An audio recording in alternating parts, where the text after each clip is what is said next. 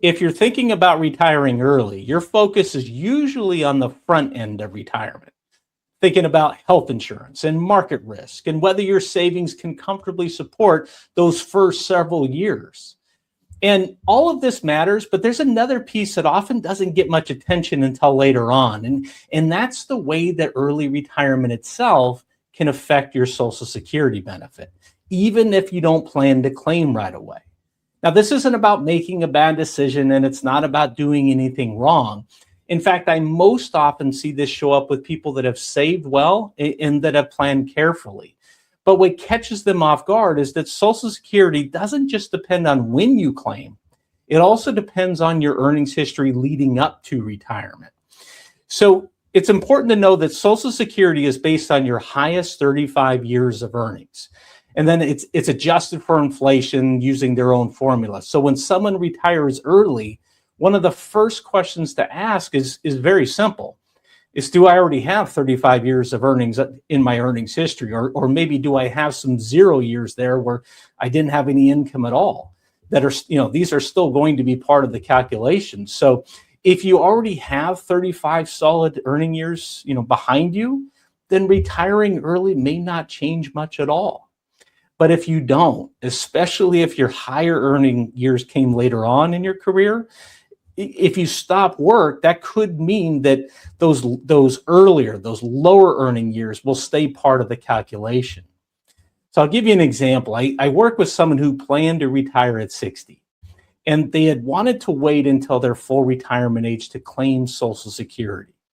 Now, on the surface, it sounded like a very reasonable plan. I mean, they weren't trying to maximize at all costs. They just wanted to avoid claiming early and give their benefits some time to grow.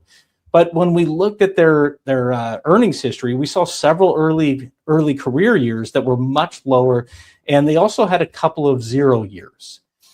By retiring at 60, those 0 and those low income years still stayed in the calculation. So even though they waited until full retirement age, the benefit that they were claiming was built on a lower foundation than they probably would have hoped for. The key point here is that waiting until full retirement age could make sense, like in this guy's situation, but it doesn't automatically fix a thinner earnings record. Sometimes working an extra year or maybe an extra 2 years could help replace a 0 year. And then, by doing this could make a meaningful difference.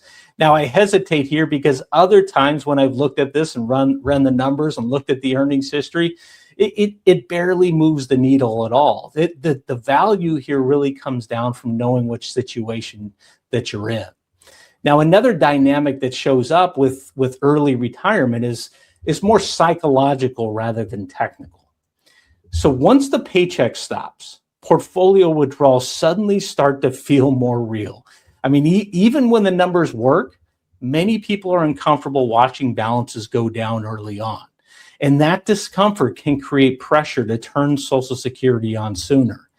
Not because it was part of a coordinated plan, but because it just feels like a way to relieve that tension.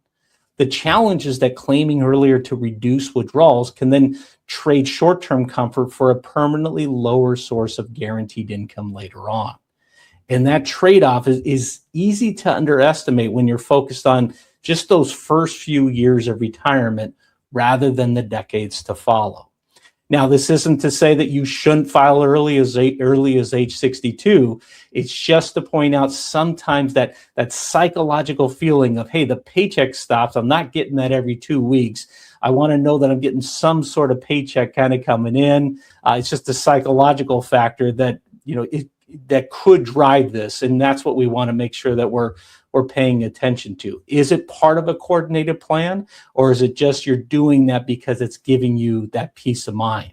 The other thing to keep in mind here is that, especially if it's going to be the higher benefit and if you're married, that benefit will later become the survivor benefit there for the surviving spouse. So it is something to consider when deciding on when to claim that benefit. Another thing, or another wrinkle, maybe even I should say, that affects people who retire early, but don't want to maybe stop working entirely, maybe, want to quit your main job, the one that was really stressing you out, the one that you had to work a lot of hours, maybe you didn't like your boss, right? All those things. But now you're kind of in the driver's seat because you could work or you don't have to work. And so you made the decision you're going to retire early.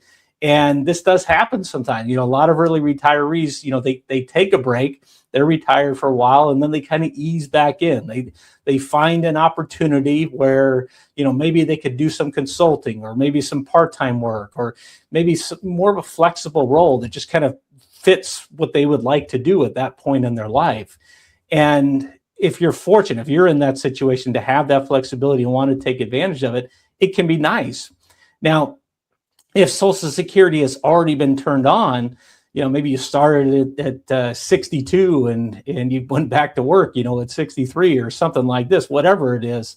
The thing to think about is that if Social Security has already been turned on before your full retirement age, and now you have this earned income coming in, and if it's above certain limits, this can cause your benefits to be withheld. Now, this only applies before full retirement age. And, once you reach your full retirement age, the rule goes away. But before that point, it can catch people off guard. I mean, I've seen situations where someone went back to work for a while, perhaps a short-term project or something like that. And that made perfect sense on its own, but it created an unexpected cash flow gap because their Social Security checks were withheld for part of the year. Now, what's important to understand is that those benefits aren't lost forever. When benefits are withheld due to the earnings test, Social Security later gives you credit for that by increasing your monthly benefit once you reach your full retirement age. Now, the way it works is you see that as a positive adjustment to your monthly check going forward. Now, even so, the timing here still matters. If the plan didn't account for that temporary gap in income, it can lead to a larger portfolio withdrawal earlier than expected. Now, in this case, it might not happen because they might have the earnings from working, but it is still something to keep in mind. Now, also, to avoid confusion here, it's specifically earned income that I'm talking about.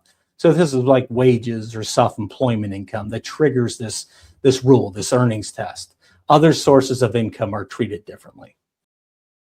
Now, when early retirement is part of the picture, it helps to think about Social Security as like a long-term income asset, not just a switch that you flip the day that work stops. And that usually means, taking that step back and looking at a few things together, such as, like we talked about, do I already have 35 years of earnings? Or do I have some 0 years here that are still part of the picture? How do claiming decisions work at the household level, especially if one benefit may later support a surviving spouse? And what's the plan for the years between early retirement and claiming so that the decisions that you make aren't driven by discomfort with withdrawals alone? The other thing is, how does the plan hold up if real life, intervenes like real life does? I mean, that is real life. You might do some part-time income. There might be some market volatility. There might be a lot of market volatility. There might be changing in spending patterns, right? All of these things. The goal really isn't to optimize your Social Security in isolation. It's really to make sure that early retirement doesn't unintentionally weaken one of the most stable income sources that you'll later have in life.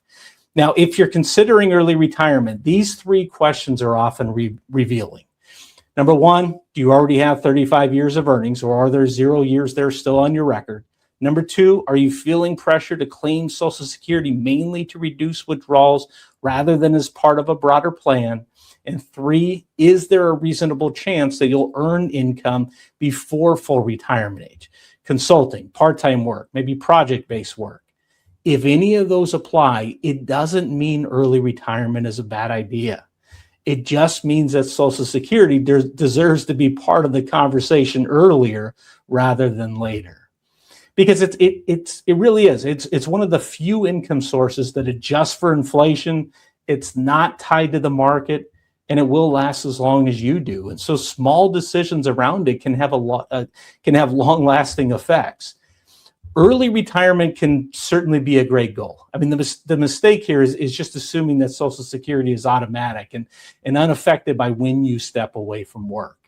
Stopping work early can change the foundation. Claiming decisions can lock in long-term outcomes, and earned income before full retirement age can introduce timing issues if it's not coordinated.